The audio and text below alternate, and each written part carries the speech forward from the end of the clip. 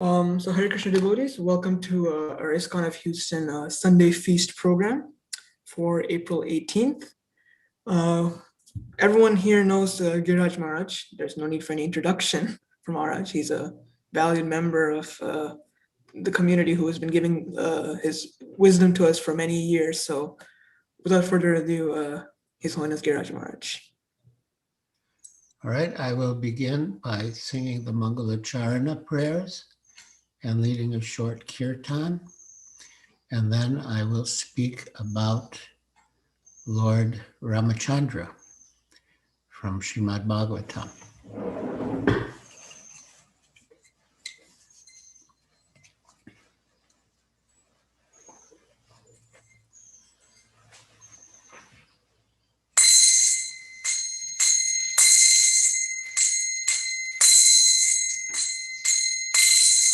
Vandeham Shri Guru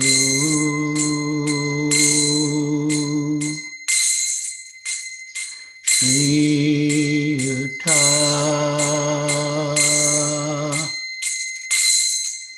Padakamalam Shri Guru Vaishnavanscha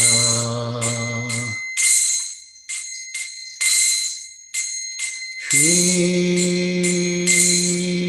Rupam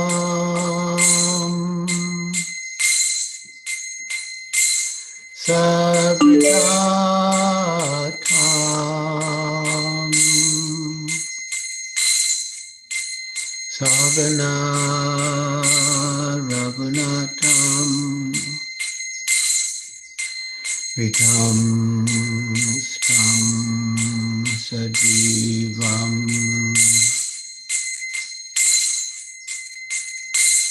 Sadvaitam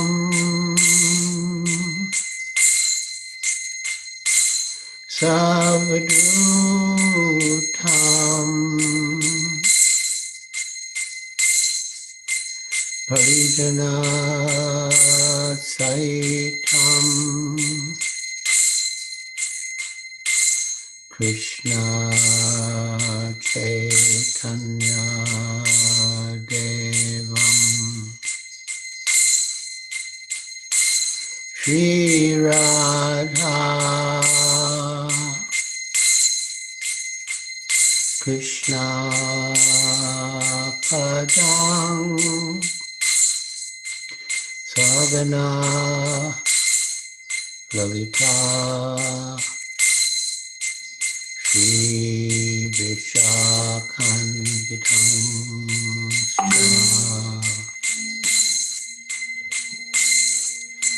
Namah Vishnu Padaya Krishna Prastaya Bhutale Shrimate Bhakti Vedanta Swami Iti Namine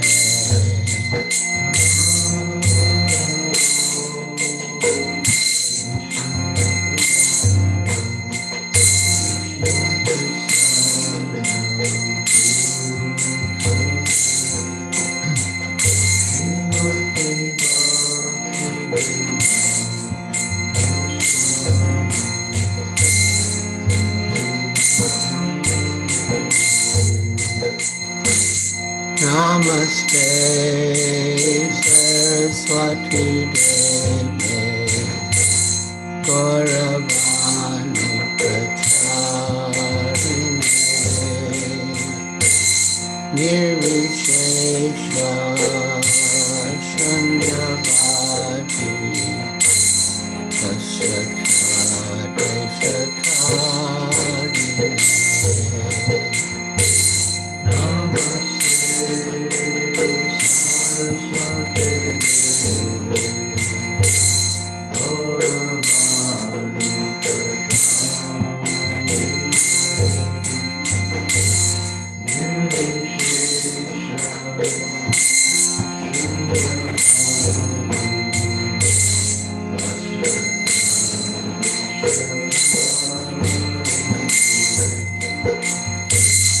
Sri Krishna Chaitanya Prabhu Nityananda Shri Advaita Gadadhar Shivasadi Gaur Bhakta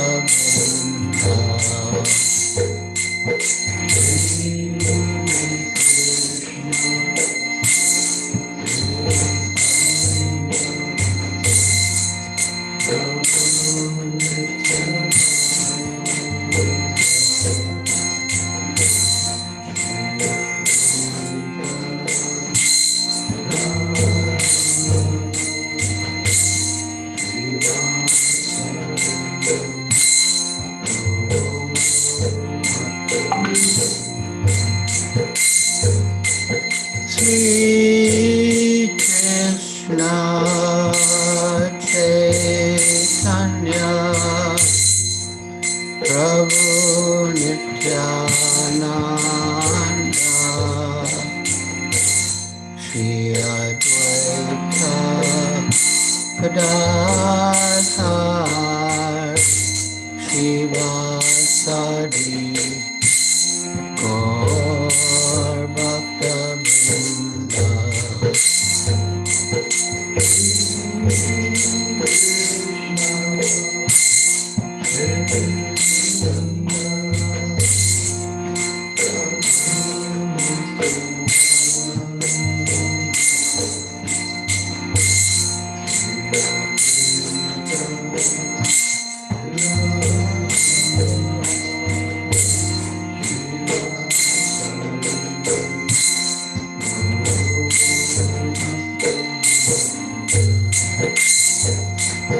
Sri Krishna Chaitanya Prabhu Nityananda Shri Advaita Gadadhar Shivasadi Gaur Bhakta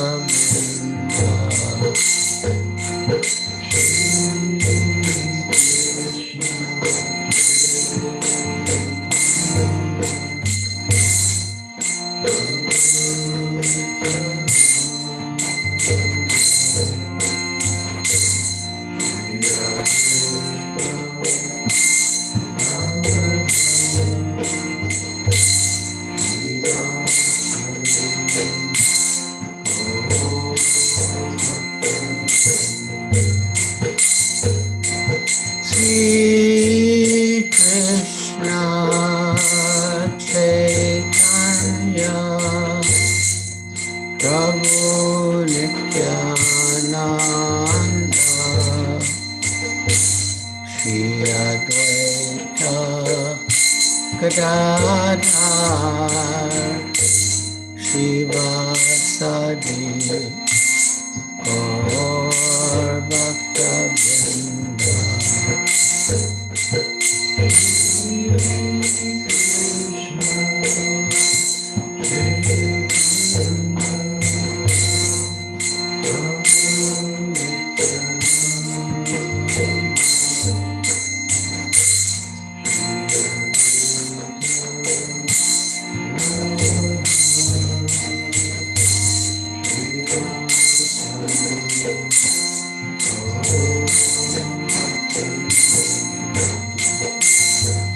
Hare Krishna,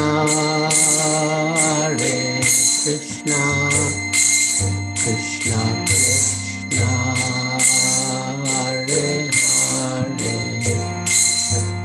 Hare Rama, Rama Rama, Hare Hare.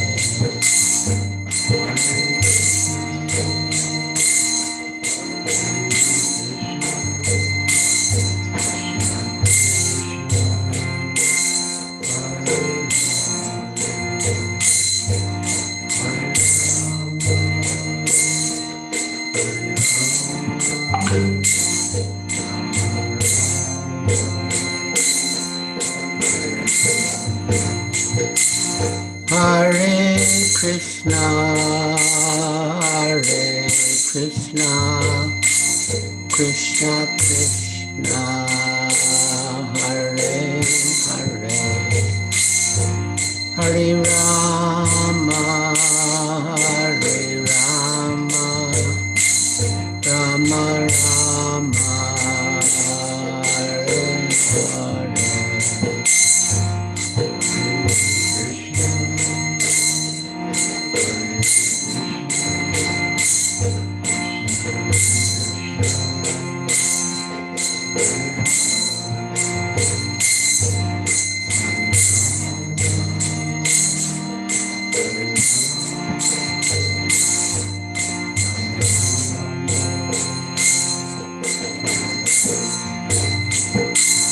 Hare Krishna, Hare Krishna, Krishna Krishna, Hare Hare, Hare Rama, Hare Rama, Rama Rama, Hare Hare.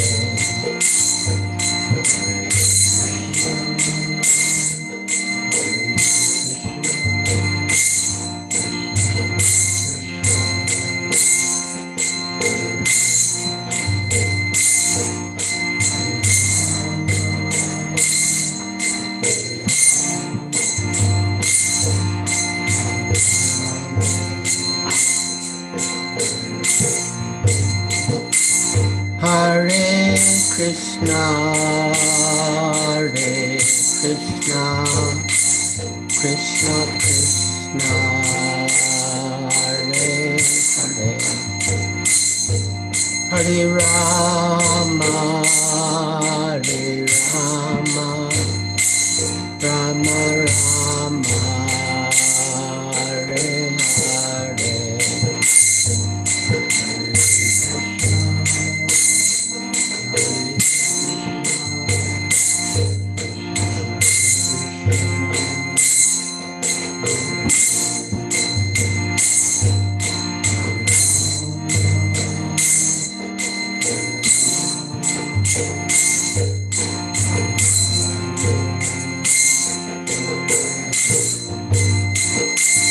Hare Krishna, Hare Krishna, Krishna Krishna, Hare Hare, Hare Rama, Hare Rama, Rama Rama, Hare Hare.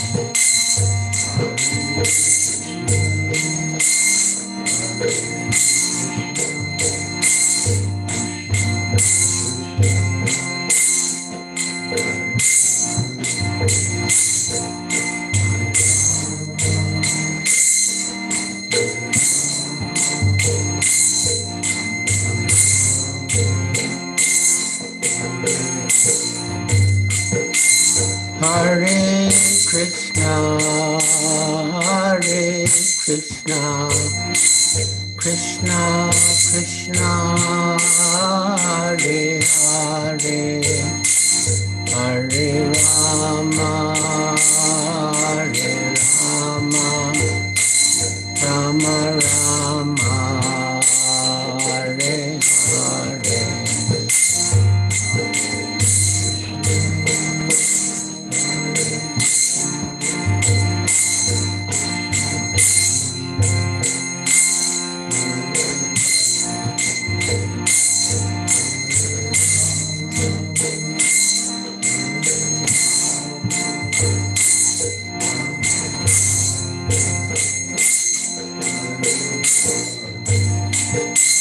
Jaya Prabhupada, Jaya Prabhupada, Prabhupada, Srila Prabhupada.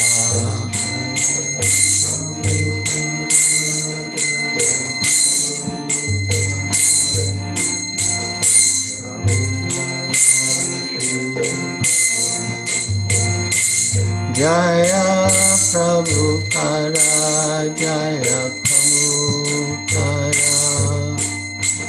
Prabhupada Srila Prabhupada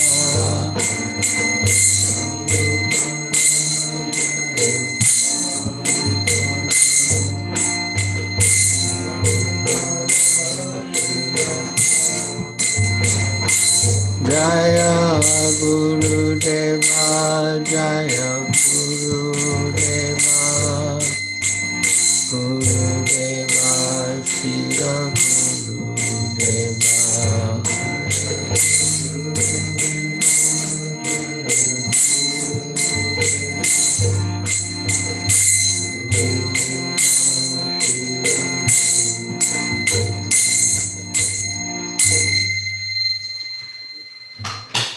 Jayam Vishnupad Paramahansa Pariprajakacharya Stotra Satasri Srimad Bhaktivedanta Swami Prabhupada Ki Jai. ISKCON founder Acharya Srila Prabhupada Ki Jai. Jayam Vishnupad Paramahansa Pariprajakacharya Stotra Satasri Srimad Bhaktivedanta Saraswati Goswami Prabhupada Ki Jai. Anantakoti Vaishnavrinda Ki Jai. Namacharya Srila Haridas Thakur Ki Jai. Prem se kaho Sri Krishna Chaitanya Prabhu Nityananda Shri Advaita Gadadhar Shivas Adi Gaur Bhakta Vrinda Ki Jai. Shri Shri Radha Krishna Gopa Gopinath Shamakunda Radha Kunda Giri Govardhan Ki Jai. Vrindavan Dham Ki Jai. Navadvip Dham Ki Jai. Jamuna Mai Ki Jai, Ganga Mai Ki Jai, Tulsi Devi Ki Jai, Bhakti Devi Ki Jai, Samveta Bhakta Vrinda Ki Jai, Nitai Gaur Premanande Hari Hari Bo. All glory is to the assembled devotees. All glory is to the assembled devotees. All glory is to the assembled devotees. All glories to Sri Guru and Sri Gauranga. All glories to Srila Prabhupada.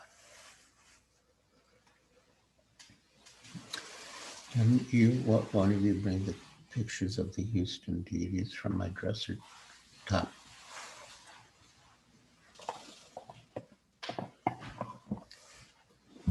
Hare Krishna. As we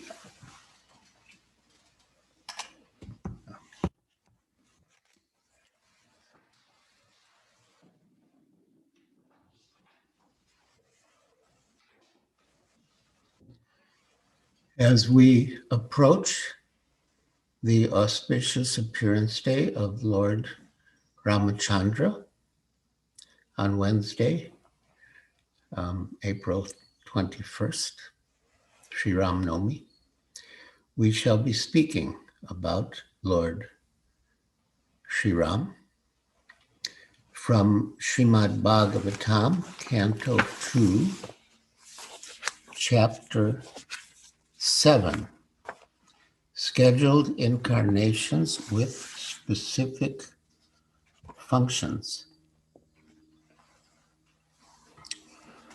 Text 23. Om Namo Bhagavate Vasudevaya. Om Namo Bhagavate Vasudevaya.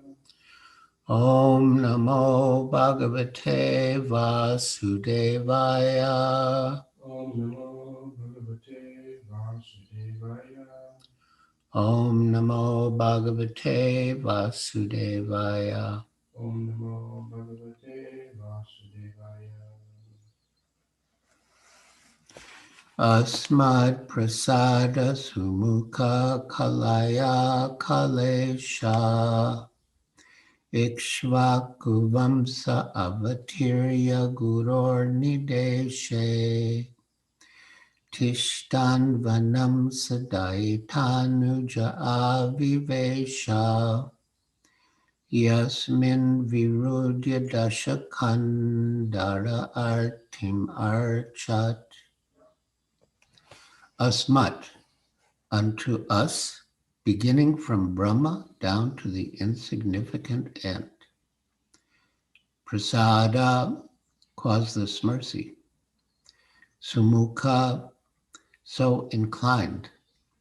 Kalaya, with his plenary extensions. Kalesha, the Lord of all potencies. Ikshvaku, Maharaj Ikshvaku, in the dynasty of the sun. Vamse, family. Avatirya, by descending in. Guru, of the father or spiritual master. Nideshe, under the order of. Tishtan, being situated in. Vanam, in the forest. Sadaitaya Anuja, along with his wife and younger brother. Avivesha, entered. Yasmin, unto whom. Virudya, being rebellious. Dashakandara, Ravana, who had 10 heads. Artim, great distress. Archat, achieved. Translation.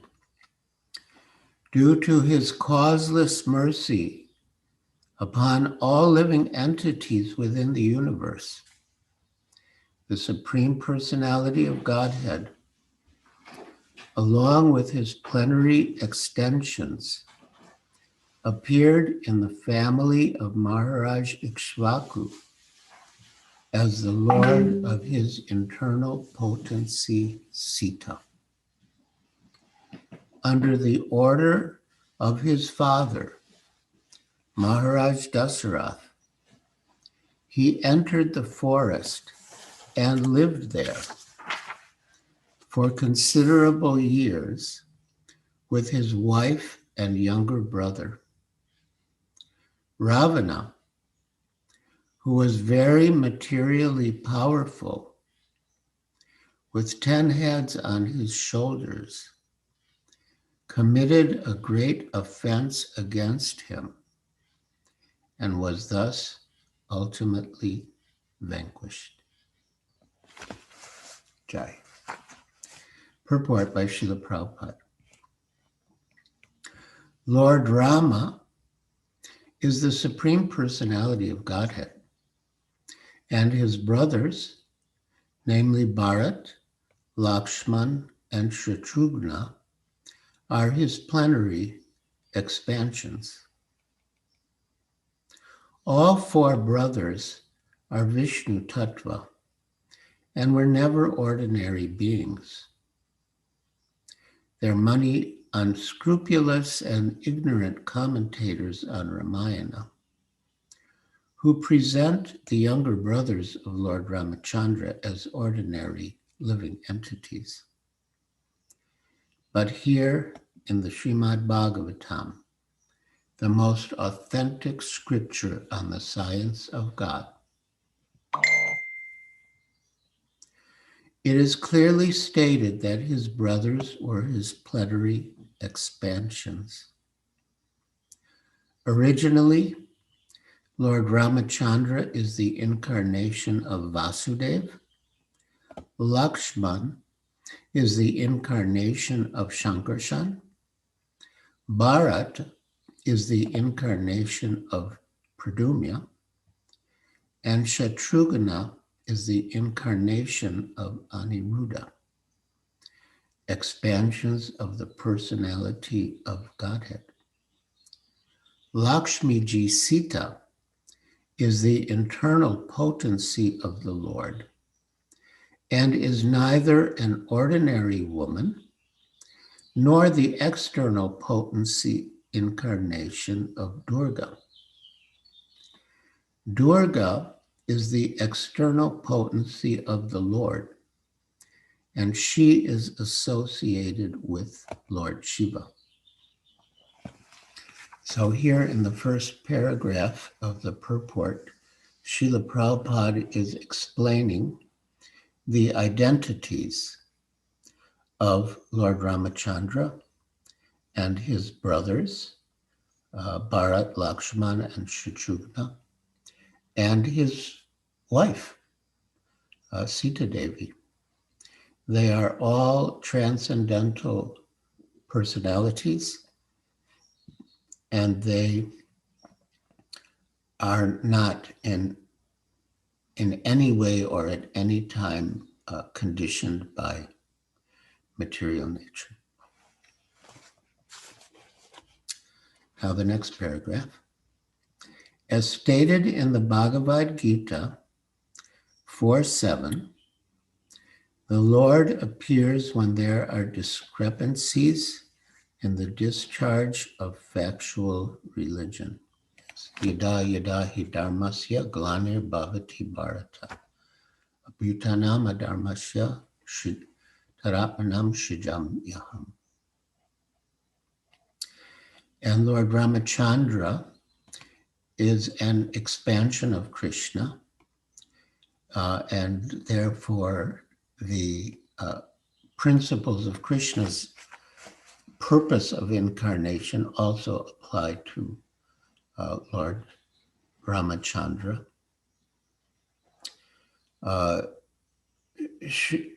Brahma Samhita gives the example of a candle.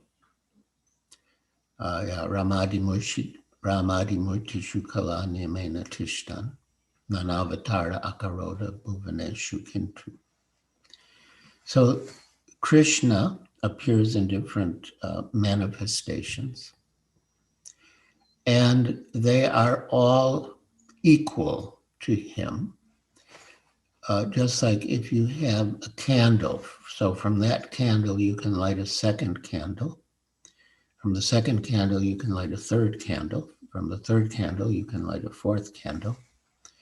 And all the candles have the same candle power, but still there is one original candle, and that is Krishna.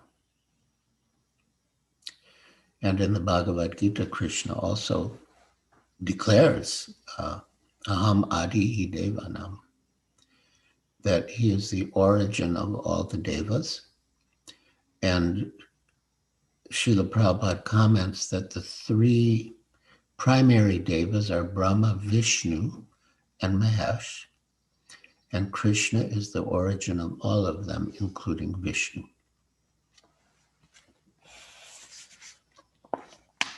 So, as stated in the Bhagavad Gita 4:7, the Lord appears when there are discrepancies in the discharge of factual religion.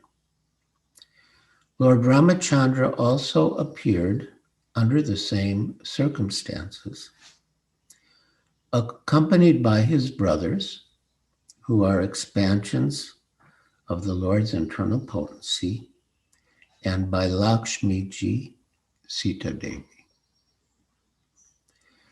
Lord Ramachandra was ordered by his father, Maharaj Dasarath, to leave home for the forest under awkward circumstances.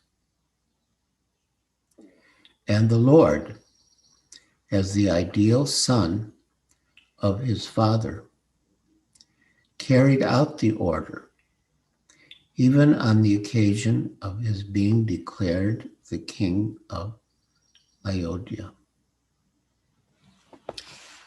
So the ninth canto of Srimad Bhagavatam contains a summary of the Ramayana in two chapters, chapters 9 and 10.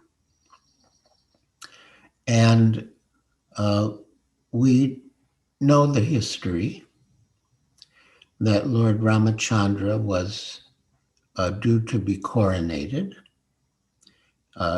as the king of Ayodhya. And on the eve of his coronation, Ram's, well, you could say other mother, Dasarath's co-wife, Kaikeyi, reminded Dasarath that he had promised her a boon because she had, served him very nicely. And at the time, Kaikeyi said that she would not accept the boon, but when she required, she would ask for the boon later. Now, Kaikeyi herself loved Ram, but she was weak, and she had a maidservant named Mantara, who was evil-minded. And Mantara influenced Kaikeyi to take the boon that Lord Ramachandra would be banished to the forest for 14 years. And her son, Kaikeyi's son Bharat, would become king. When Maharaj Dasarath heard this request, as a noble Kshatriya, he was obliged to keep his promise. And so he sent, Lord Ramachandra into exile on the eve of his coronation. But he was so afflicted by this tragedy that Maharaj Dasarath, died shortly thereafter. And King Bharat, who loved Lord Ramachandra more than his own life, he refused to occupy the throne. But he himself accepted voluntary exile, some distance away from the capital city of Ayodhya, and he lived very austerely, ruling on behalf of Ram until Ram could return. So we find the Ramayana is full of ideals. Lord Ramachandra himself, the ideal son, the ideal brother, the ideal husband, and eventually the ideal king. And Sita Devi also was ideal chaste wife, and Lakshman was the ideal younger brother. So we have a lot to learn from their examples. So, Lord Ramachandra was ordered by his father, Maharaj Dasarath, to leave home for the forest under awkward circumstances. And the Lord, as the ideal son of his father, carried out the order, even on the occasion of his being declared the king of Ayodhya. One of his younger brothers, Lakshman, desired to go with him, and so also his eternal wife, Sita Ji, desired to go with him. The Lord agreed to both of them, and altogether they entered the Dandakaranya forest to live there for 14 years. Actually, not only Lakshman and Sita wanted to accompany Lord Ramachandra, but all the inhabitants of Ayodhya wanted to accompany him into the forest. But he forbade them, said, no, Ayodhya will become empty if you all follow me. he did agree for Lakshman and Sita to accompany him, although he initially discouraged Sita, saying that you are the daughter of a king and you are used to living in opulence, and life in the forest will be too difficult for you, so better you stay back. You can stay with your father. But she, as the ideal wife, refused. And she said, no, I must go with you. Wherever you go, under whatever circumstances, I will accompany you.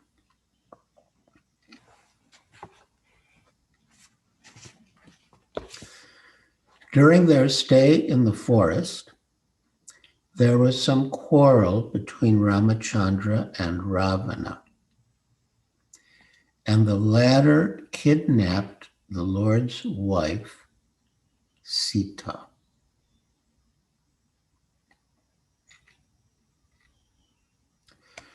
This also was a very instructive pastime, because when Ravana abducted Sita and was carrying her to Lanka, there was a great devotee in the form of a bird, I think an eagle, named Jatayu. And Jatayu saw Ravana carrying Sita away. And he challenged Ravana to fight. And Jatayu was actually very powerful.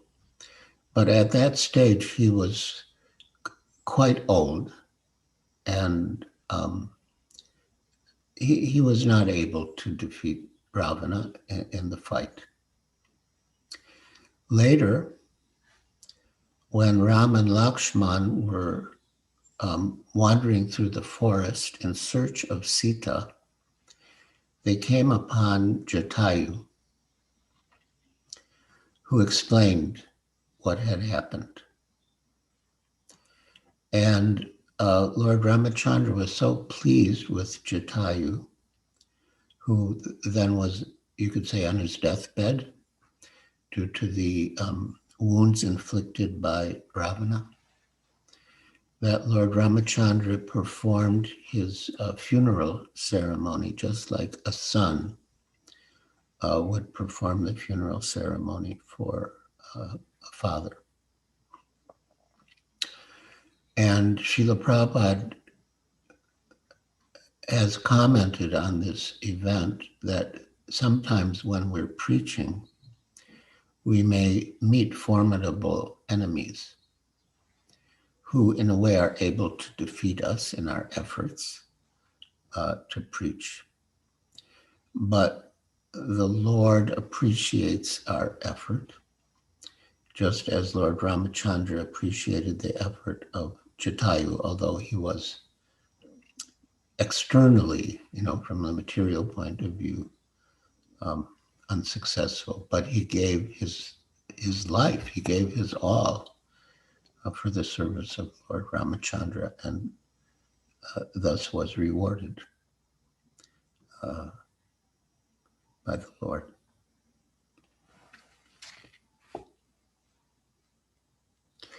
During their stay in the forest, there was some quarrel between Ramachandra and Ravana, and the latter kidnapped the Lord's wife, Sita. The quarrel ended in the vanquishing of the greatly powerful Ravana, along with all his kingdom and family.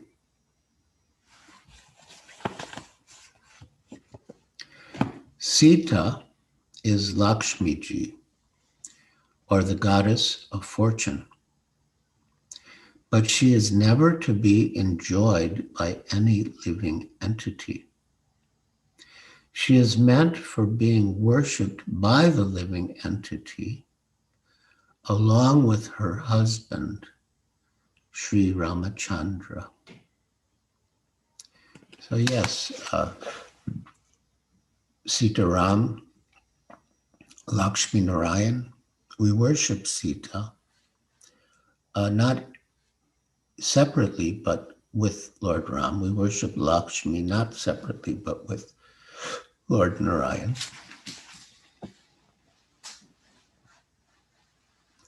Sita is Lakshmi Ji, or the goddess of fortune, but she is never to be enjoyed by any living entity.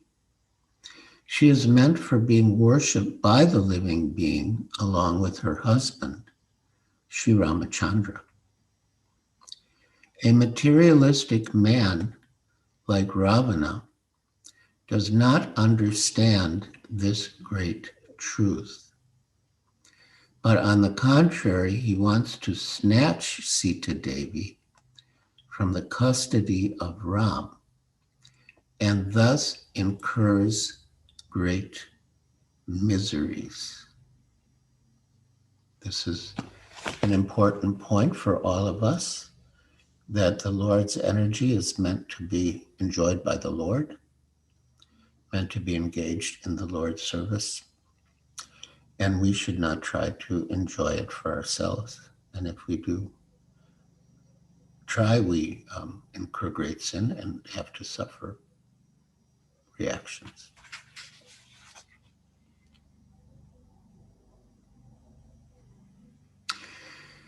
The materialists who are after the opulence and material prosperity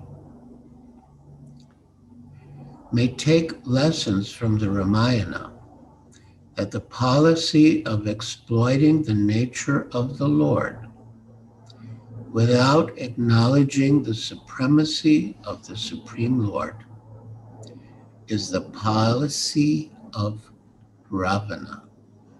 So we don't want to be like Ravanas.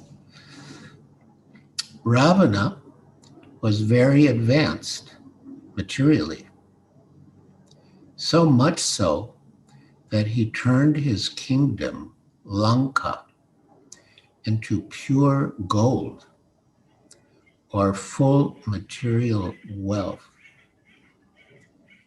But because he did not recognize the supremacy of Lord Ramachandra, he defied him by stealing his wife, Sita.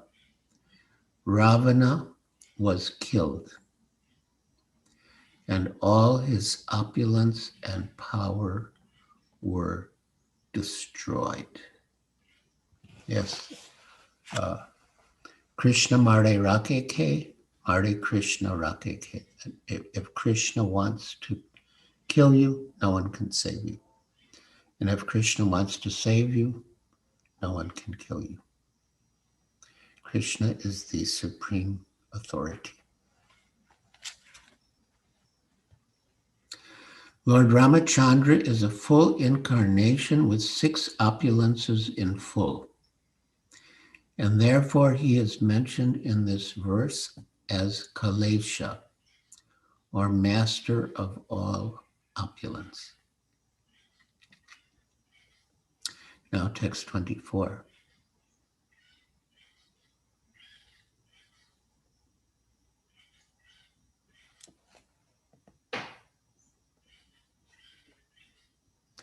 Yasma adad udadir uda bayanga vepo margam sapadyari puram haravadik kosha dure surin matita rosha susona dristya tat tapyamanam akaro raganakra chakra.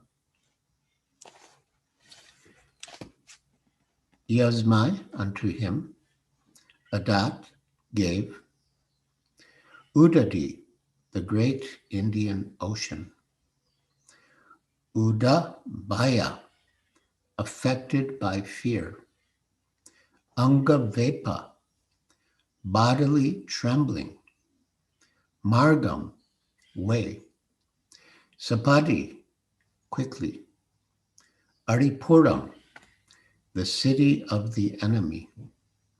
Haravat, like that of Hara, Mahadev. Didaksho, desiring to burn to ashes. Dure, at a long distance. Surit, intimate friend. Matita, being aggrieved by. Rosha, in anger. Sushona, red hot. Drishtya, by such a glance. Tatapyamana, burning in heat. Makara, sharks. Urga, snakes. Nakra, crocodiles. Chakra, circle.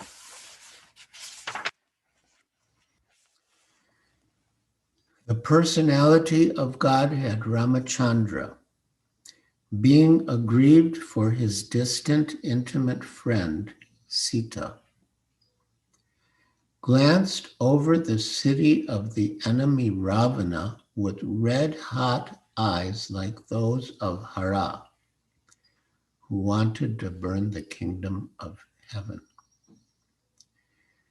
The great ocean, trembling in fear, gave him his way because its family members, the aquatics, like the sharks, snakes, and crocodiles, were being burnt by the heat of the angry, red-hot eyes of the Lord. Jai. Purport by Srila Prabhupada. The personality of Godhead has every sentiment of a sentient being. Like all other living beings, because he is the chief and original living entity, the supreme source of all other living beings. He is the Nitya, or the chief eternal amongst all other eternals. He is the chief one, and all others are the dependent many. Yes, Nityo Nityanam, Chaitanas Chaitananam. The many eternals are supported by the one eternal, and thus both the eternals are qualitatively one, because they're both spiritual and eternal and conscious. Due to such oneness, both the eternals constitutionally have a complete range of sentiments. But the difference is that the sentiments of the chief eternal are different in quantity from the sentiments of the dependent eternals. So this is the sublime philosophy of Sri Chaitanya Mahaprabhu, Achintya Veda Ved Tattva, that the living entities and the Supreme Lord are one in quality, but they are different in quantity. As Srila Prabhupada says, the living and the Lord is infinite, and the living entities are infinitesimal, or we would say infinitesimal. So because the living entities and the Supreme Lord are both spiritual, they can have a relationship.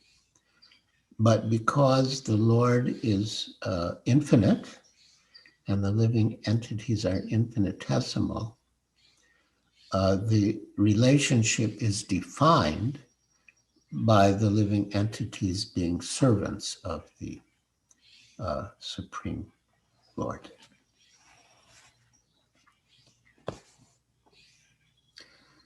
Due to such oneness, both the eternals constitutionally have a complete range of sentiments. But the difference is that the sentiments of the chief eternal are different in quantity from the sentiments of the dependent eternals. When Ramachandra was angry and showed his red-hot eyes, the whole ocean became heated with that energy, so much so that the aquatics within the great ocean felt the heat, and the personified ocean trembled in fear and offered the Lord an easy path for reaching the enemy's city. So there's a beautiful, instructive story in the Ramayana that that Lord Ramachandra wanted to build a bridge of stones to cross from the southern tip of India to Lanka. And, different monkeys headed by Hanuman, they were throwing huge boulders. And there was a squirrel who was flicking little grains of sand into the ocean. Now, Hanuman chastised the squirrel that, get out of my way. Can't you see I'm throwing these huge boulders and you're just getting in my way? And the squirrel replied, but I want to serve Lord Ram too. Lord Ramachandra overheard this discussion or exchange, and he chided Hanuman. And he said that, you're serving me to your capacity. You're heaving these huge boulders, but the squirrel is also serving me according to her capacity, flicking her little grains of sand. So in my eyes, both of you are equal. And furthermore, I'm the one who's making the boulders float. So why are you taking the credit? So from this incident, we should respect every devotee's efforts in devotional service, however small or big, if they serve with love and devotion to their capacity.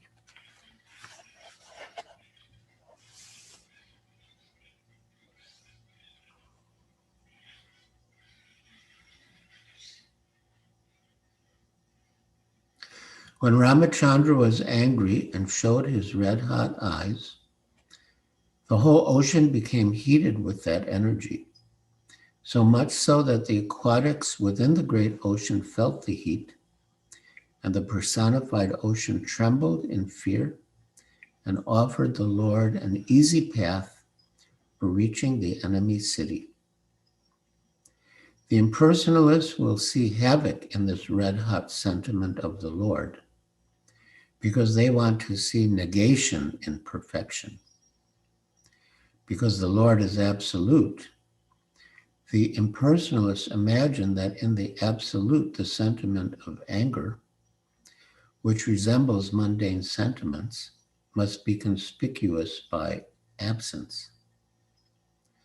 Due to a poor friend of knowledge, they do not realize that the sentiment of the absolute person is transcendental to all mundane concepts of quality and quantity.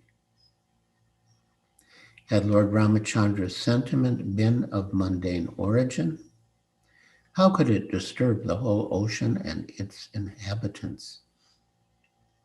Can any mundane red-hot eye generate heat in the great ocean? These are factors to be distinguished in terms of the personal and impersonal conceptions of the absolute truth. It is said in the beginning of Srimad Bhagavatam, the absolute truth is the source of everything. That's Janmadhyasya Yataha, the absolute truth, or Krishna, is the origin of everything. And therefore, everything that exists in us, every sentiment, must also exist in him in its pure original form. As it is said in the beginning of Srimad Bhagavatam, the absolute truth is the source of everything. So the absolute person cannot be devoid of the sentiments that are reflected in the temporary mundane world. Rather, the different sentiments found in the absolute truth, either in anger or in mercy, have the same qualitative influence. Or, in other words, there is no mundane difference of value because these sentiments are all on the absolute platform. So yes, the Lord is absolute, and even the demons who he kills are also liberated. That is his absolute nature. So the demons who are killed by the Lord are also fortunate because they also get liberation.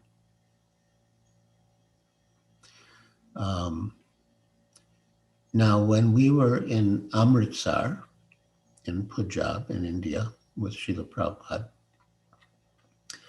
we visited a king, or you could say a former king, named Baladev Indra Singh, who was a real Kshatriya. And he confided in Srila Prabhupada that an astrologer had told him that he had taken part in the battlefield of Kurukshetra,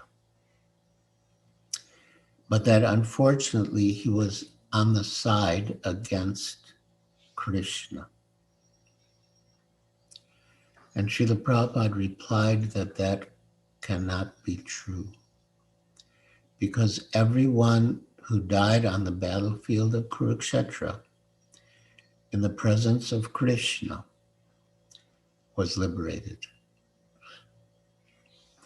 So yeah, the Lord is absolute, and he gives his mercy even to those he killed or to those who were killed in his presence.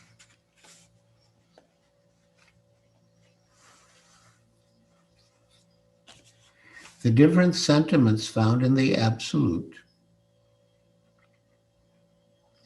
either in anger or in mercy, have the same qualitative influence, or in other words, there is no mundane difference of value, because these sentiments are all on the absolute plane.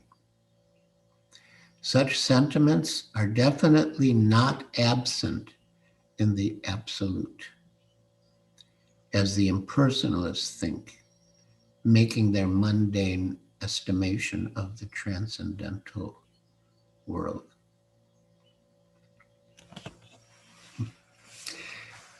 There was a very instructive incident that took place in the first Delhi Pandal that was held at a very prominent location near Connaught Circus in New Delhi. And at one stage, Srila Prabhupada became angry. And his becoming angry caused a sensation amongst the people in the audience. And there were probably 15 or 20,000 people in attendance. And actually, Srila Prabhupada engineered the whole event to be instructive. But an American or Australian sort of ruffian had come to the pandal, and he was challenging Srila Prabhupada. And Srila Prabhupada, he was down, in the audience. Prabhupada was up on the stage.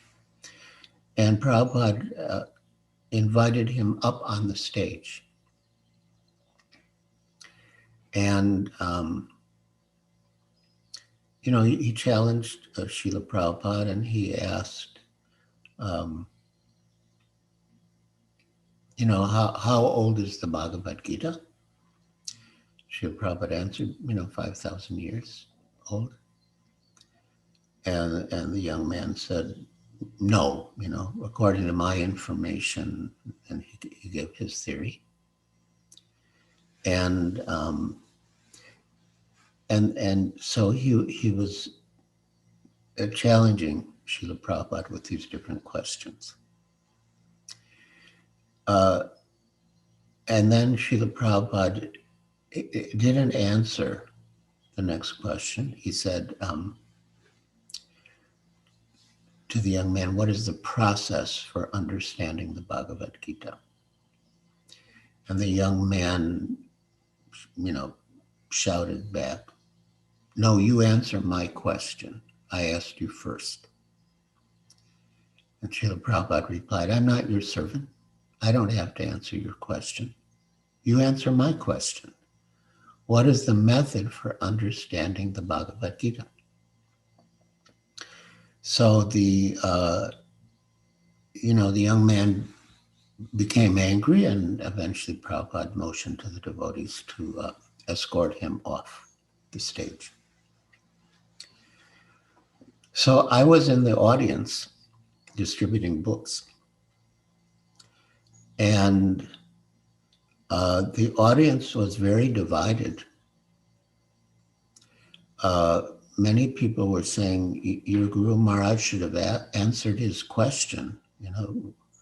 Why did your Guru Maharaj become angry? He shouldn't have become angry. And meanwhile, Srila Prabhupada on the stage answered the question, what is the process for understanding the Bhagavad Gita? And it's by submission, not by challenging. And there were some political leaders who had been supporting the program. And, they might have been seeking some advantage to get popularity with the thousands of pious people who were attending the Pandal program. So one of those political leaders, like off stage, obviously, said to Mother Malati, your Guru Maharaj has spoiled everything. He got angry. And Malati replied, my Guru Maharaj didn't spoil anything. And she gave him a slap on the cheeks, demonstrating her transcendental anger. And yeah, it was very instructive that you can't understand the Bhagavad Gita by challenging. And also it was instructive that, pure devotees have every sentiment of the Supreme Lord, including anger, but their anger is transcendental. Prabhupada's anger was transcendental. After the Delhi Pandal, Srila Prabhupada was staying in a friend's home, in a nice residence. And a devotee came to visit Srila Prabhupada. That devotee was translating Srila Prabhupada's books into Hindi, and he came with his father. And the father had a problem of being addicted to smoking. So, Prabhupada asked the boy's father, have you given up smoking? And the man said, no. Can't I get some special mercy? And Srila Prabhupada said, yes, there is such a thing, a special mercy. And he quoted from Srimad Bhagavatam, Yasyaham anugrinami harishe tadanam shanai. Lord Krishna says, the first installment of my special mercy is I take everything away from my devotee. So Srila Prabhupada asked the boy's father, so do you want special mercy? And the man said, no, Prabhupada, I'll do it myself. So then, I'm coming now back to the point of anger. So then a young man came to visit Srila Prabhupada. He was maybe American or English or Australian. And he waxed eloquent, saying that, if everyone just became Krishna conscious, there would be no more anger or hatred in the world, and everyone would love one another. And Srila Prabhupada replied, anger? Is there something wrong with anger? Did someone tell you there's something wrong with anger? Krishna spoke the whole Bhagavad Gita just to make Arjuna angry, because he wanted Arjuna to fight and kill the opponents. And you can't do that unless you're angry. So Krishna spoke the whole Bhagavad Gita just to make Arjuna angry. So who told you there's something wrong with anger? So this is again the point that nothing is good or bad. As Chaitanya Charitamrita says, nothing is good or bad. In the material world, everything is bad, but if it's used in Krishna's service, it's good. And so anger can also be used in Krishna's service. And anger can also be exhibited by Krishna or Lord Ramachandra. So now there's one more verse, and it is such a beautiful verse. I love it. And I'm sure you will too when you read the translation. Hear the translation. Text 25. Vaksha stala sparsha rugna mahendra vaha dantar vidambita kakub jusa udahasam sadyo shubhi sahavineshyati darahartur vishpur jitar danusha u Charato Disaigne. Vaksha stala, chest. Sparsha, touched by. Rugna, broken. Maha Indra, the king of heaven. Vaha, the conveyor. Dantai, by the trunk. Vidambita, illuminated. Kakup Jusha, all directions thus being served. Uda Hasam, overtaken by laughter. Sadhya, within no time. Asubhi, by the life. Saha, along with. Vinashyati, was killed. Darda Hartu, of the one who kidnapped the wife. Vispur Jitai, by the tingling of the bow. Danusha, bow. Ucharita, strolling fast. Adisanye, in the midst of the fighting soldiers of both sides. So listen to this translation. When Ravana was engaged in the battle, the trunk of the elephant which carried the king of heaven, Indra, broke in pieces, having collided with the chest of Ravana. And the scattered broken parts illuminated all directions. Ravana, therefore, felt proud of his prowess and began to loiter in the midst of the fighting soldiers, thinking himself the conqueror of all directions. But his laughter, overtaken by joy, along with his very air of life, suddenly ceased with the tingling sound of the bow of Ramachandra, the personality of Godhead. I'll read it again. It's so beautiful.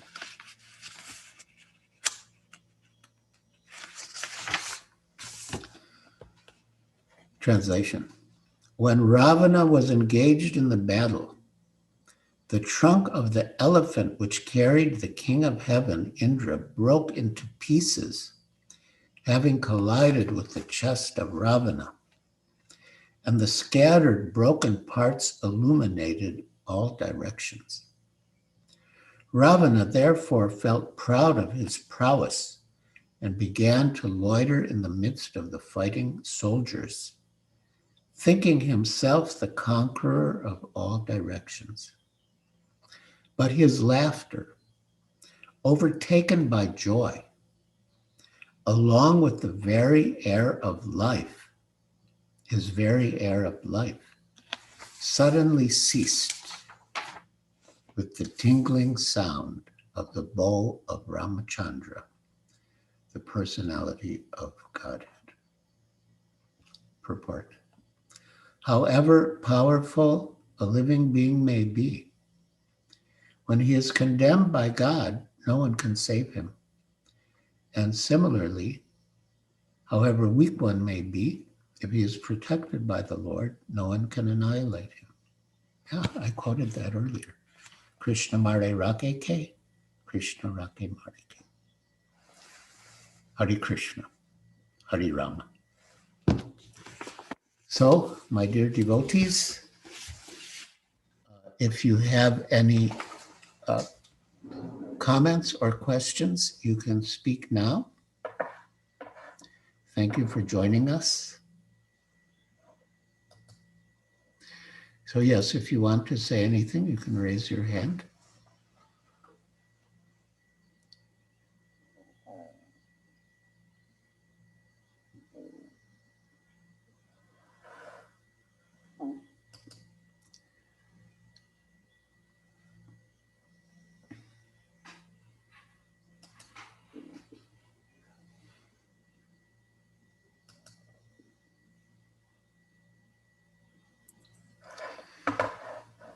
Hare Krishna. If there are no other questions from anyone in the call, I'll hand it over to His Grace Vrindavan Bihari Prabhu, who's in our temple room to stream the Rajbhog Arati. So on behalf of the entire ISKCON of Houston community, we would like to thank you, Maharaj, for your association. Okay, there's actually one question. So Narottama Das Prabhu, you can ask.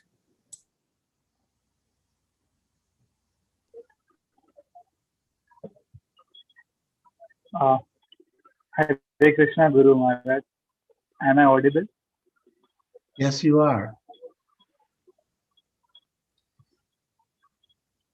You are audible and visible. Thank you. Uh, Please accept my humble obeisances in the rest of your lotus feet, Guru Maharaj. Maharaj, I just had a small question. So, according to the last verse that you mentioned, uh, is it that Indra was a part of the battle, a part of the war between Ram and Ravana? Oh, well, I always took it that he gave his chariot to be used, but not that he personally was present. That's how I took it. But let's see more closely.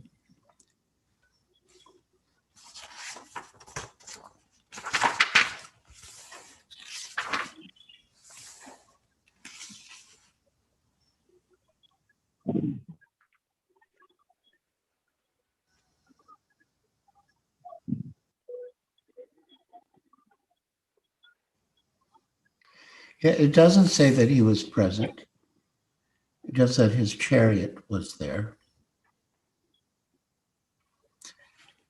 Yeah. It's an interesting question. Nice to see you. Nice to see you in your.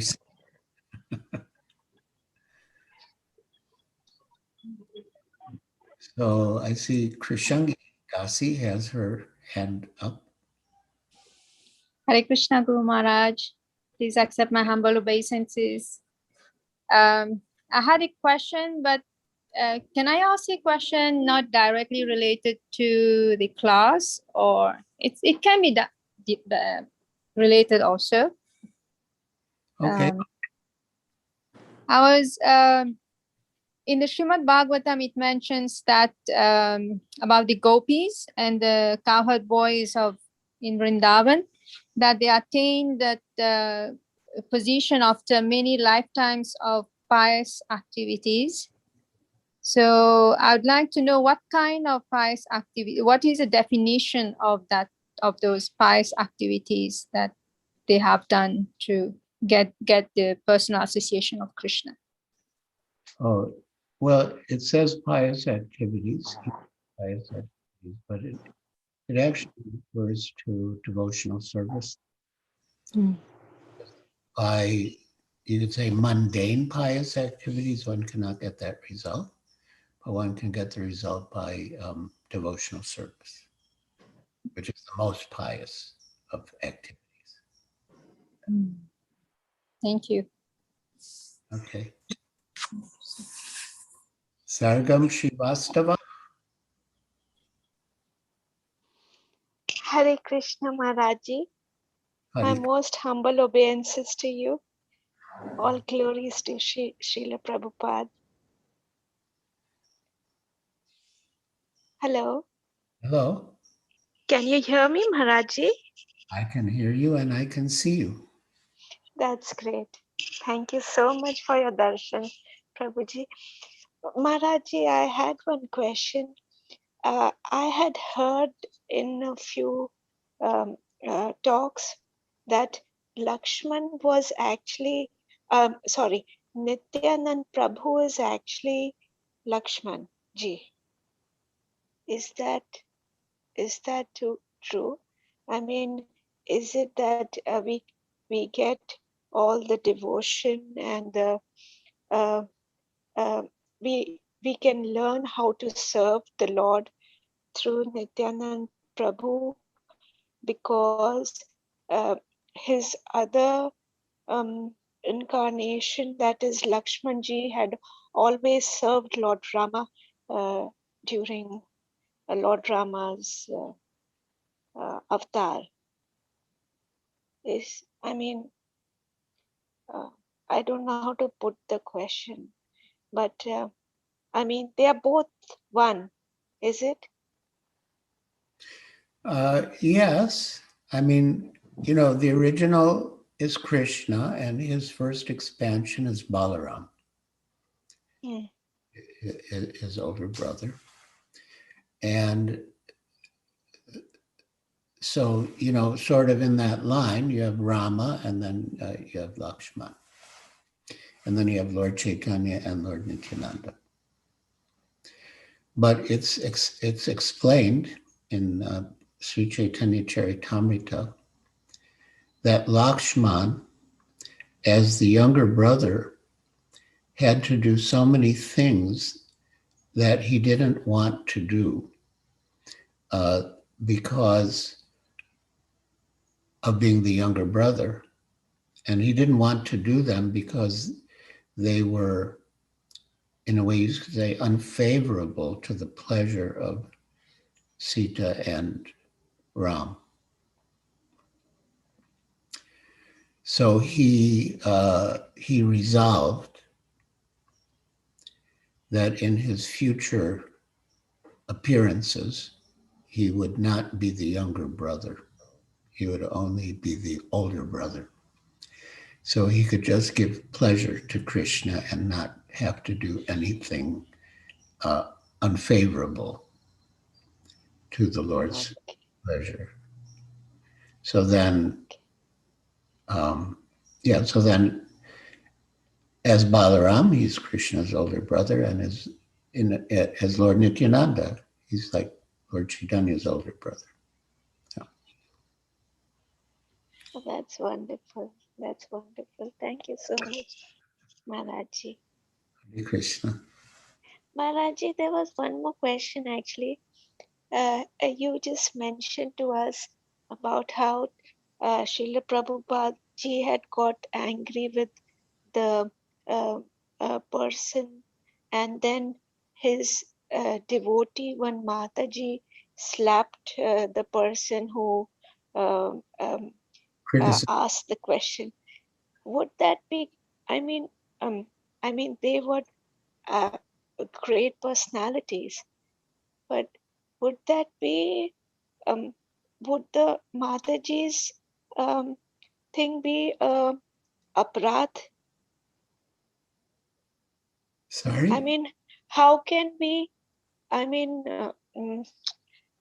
would it be like how I have got to know that even the slightest of anything which would hurt somebody would be a aparadh, which we might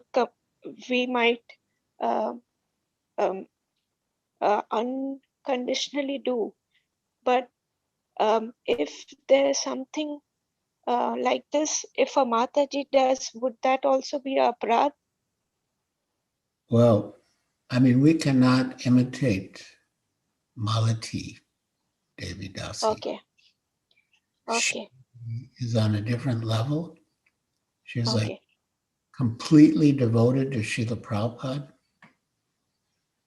One time, Srila Prabhupada said of her that,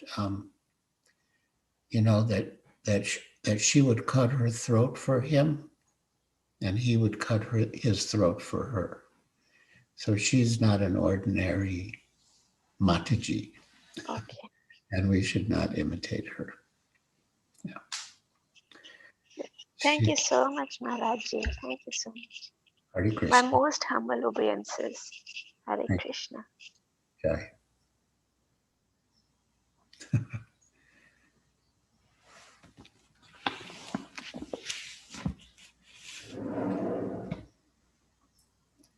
Okay, Maharaj.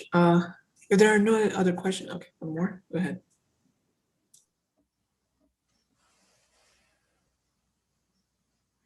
Pavitra? Hare Krishna, Guru Maharaj. Please accept my humble obeisances. All glories to Srila Prabhupada and all glories to you. Guru Maharaj, I have a question. You mentioned about this former king who met Srila Prabhupada, and he said that he was in the battle of Kurukshetra, and Prabhupada said no, because otherwise he would have been liberated. But even if he was in the opposition side, they all got liberation. But did they all get Brahman liberation? And then if that's the case, then do they have to come back again? Oh, well, that's a good question. what kind of liberation they got.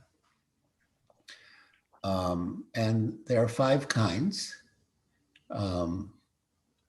To live on the planet with the Lord, to have the same opulence as the Lord, and so on. But one of them is Sayuja Mukti, that impersonal liberation.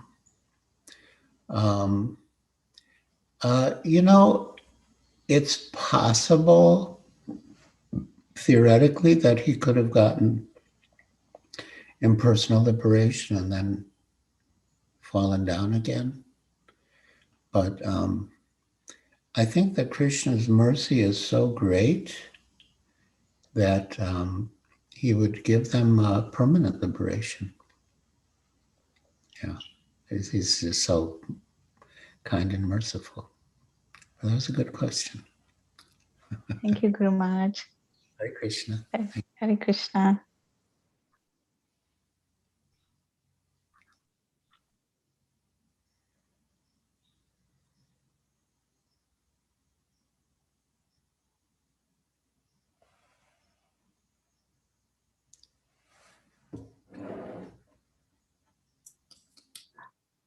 Okay, Maharaj. Thank you, Giriraj Maharaj, for your wonderful association, and thank you so much for the wonderful class. As Maharaj mentioned, Ramanavami is this week. It's Wednesday, April 21st. And from our ISKCON Houston program, we have an online festival in the morning starting at 7 a.m. with a kirtan and a class by His Holiness Rama Swami.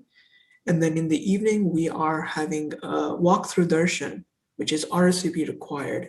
So please RSVP by Tuesday evening for Ramanavami. That way we can prepare prasadam accordingly as well as maintain a record of RSVPs. So with that, thank you again, Giriraj Maharaj, and Hare Krishna to everyone. I would say, if we're going to end now, that we should conclude with Vaishnav Pranam. Yes, Maharaj. Let us offer our respectful obeisances unto all the Vaishnav devotees of the Lord, who are just like desire trees, who can fulfill the desires of everyone and are full of compassion for the fallen conditioned souls. Panchakalpatrubhya